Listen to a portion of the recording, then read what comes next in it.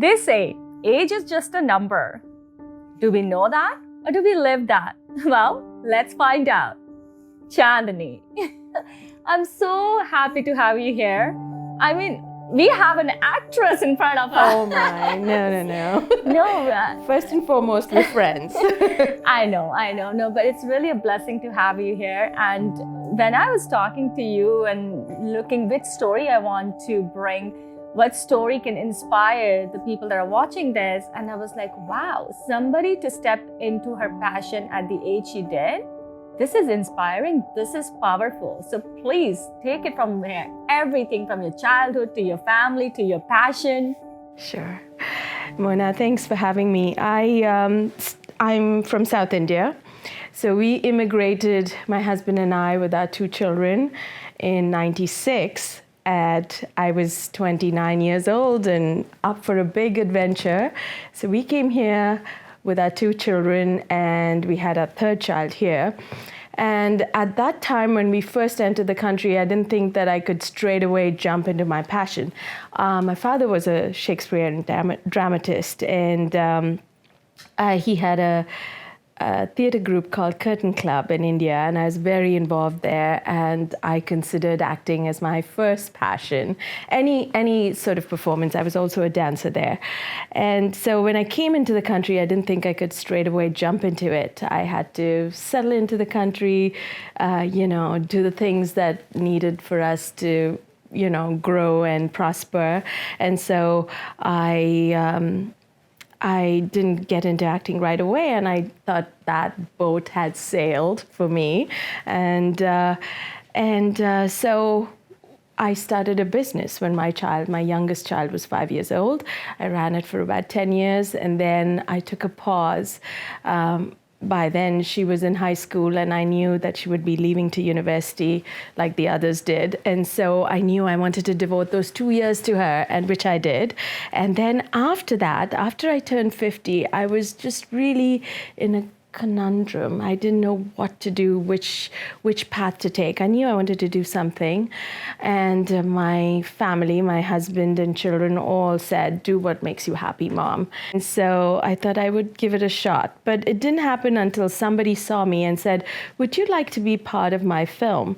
And this was A.J. Simmons, and she had a Story Hive film that she was making, and I was really quite surprised, and I said, sure, why not? And I jumped into it, and then after that, I rethought about it, and I decided that I would get an agent, start classes. This is all after age 50. Wow. And it's just been a real blessing. I think I came at it at the right time because I didn't feel like I had to do much to push my agenda or, force my way into anything. It just seamlessly fell into place, and it was just, obviously you have to work hard at whatever you want to do, but then it seemed like things opened up and I could do this. But I'm sure that, yes, it may have come that the doors started to open up, but the hurdles probably still were there. What kind of hurdles did you go through? Was there a time when you're jumping and diving in, and yet the hurdle came and you thought, am I doing the right thing? Should I still go forward with it? Yeah, so all through my life, I never ever really pushed anything that I didn't feel was opening up or the path was opening up anyway. I felt like if I desired it and I thought about it, but I let my intuition really push me or guide me rather. So I didn't feel like I had to struggle too much. I felt like also the timing was right. People wanted to feature BIPOC people in their films, in their stories, and the place is opening up now to reflect real life and real people and real stories. And so I think I came to it at the right time, but I didn't obviously know that. It just happened. So I feel blessed and lucky, and I feel like this might not have worked if I tried to push my agenda earlier on. And so it's all in good time and all the right time. So it's like trusting your intuition. Exactly. I wouldn't have felt good if something suffered while I progressed in so I cannot separate myself from my happiness from the happiness of my family.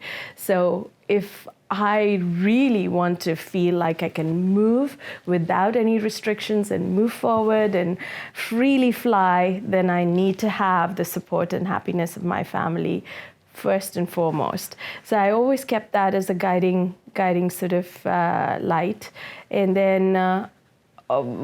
because we came in as an immigrant family without family here, we really are very close-knit. And that was my next question, is that how's your family feeling about it? I'm sure that they're supporting it. Yeah. So how do they feel about it, seeing you on the screen and living your dream at the age you are at now? Well, they love it. They love the fact that I'm happy doing it. Yes, and they're all grown up now, and my husband's just incredible. He's just the warmest, most generous human I've ever met. So, he's always made it easy for me, whatever I wanted to do. He just did his best to support me in every way. So I always feel the same way about my family too. I want to always be there to support them. And if I can do things while having their happiness also, alongside, then that would be the right choice for me. And so that's where my intuition has always taken me. That is so beautiful. So if you were to leave with the word of wisdom for those that are watching, what would you say to them? Exactly that, just let your intuition guide you. And, you don't have to force things to happen. Sometimes the timing has to just be right. And when your intuition is telling you to move forward, then you just be brave and do it, whether or not it might be the done thing or the accepted thing. If you feel called to do something, just keep yourself open, be brave, do the hard work, and then, everything else is just gravy. Oh, thank you so much, Chandni, for being on the show. It was an honor to have you here. Thank you. You're an inspiration. Thank you for having me. Thank you. So what journey have you taken? What passion did you land on? And doesn't matter when. What's your passion that you can inspire and motivate others? Well, tell us. We are waiting to hear. Women of Vancouver. Chandni, come on, you're on Mona's show, and Mona's show cannot be completed without a selfie. That's what the Women of Vancouver is all about. Yes. Let's go. Let's go. Women of Vancouver.